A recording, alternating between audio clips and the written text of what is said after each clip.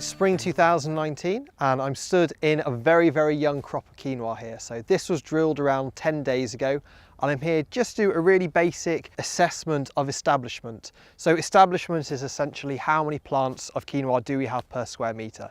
And it's a really, really important thing for us to know because not having enough plants might mean we may need to re-drill the crop. We might get more branching and the result of that is that we get a later harvest. And also because we're completely herbicide free, we need plenty of quinoa plants there to be able to compete with all of the weeds. The conditions this year, they've not been perfect for establishment. It's been fairly dry, fairly cool, but looking across the crop now, I can certainly see we've got plenty of plants there. We've actually had much kinder conditions this year than last year. Last year was very wet, very cold, and we were actually having to plant the crop almost into May, which is far too late for us. So far this year, it's looking really good at the moment, and I'm pleased with it. Over the years, we've noticed a lot of pests such as leather jackets, which are little grubs that live in the soil and actually eat the young quinoa plants.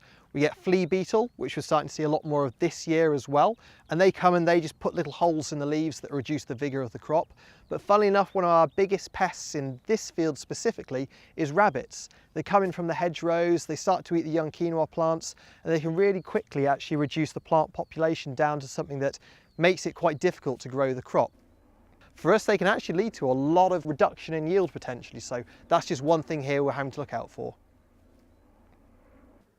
What we could do with now is some really nice, warm, sunny days. And although actually it's a nice sunny day today, it's not actually that warm. And it's the warmth that we need to get the quinoa crop to start growing quickly. So we'll keep our eye on the weather forecast and see what the British weather throws at us.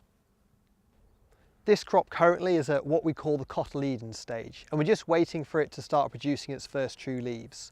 And those are the leaves that will start to allow the crop to fill the ground space to really start competing with the weeds around it.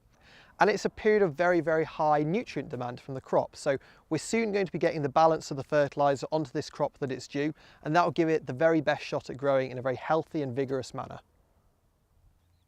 The destination of a lot of the different quinoa crops that we're growing this year is to go into places such as food manufacturers, and they're going to turn the crop from a dry grain into a cooked grain, then mix that into a ready-to-eat salad for consumers to eat.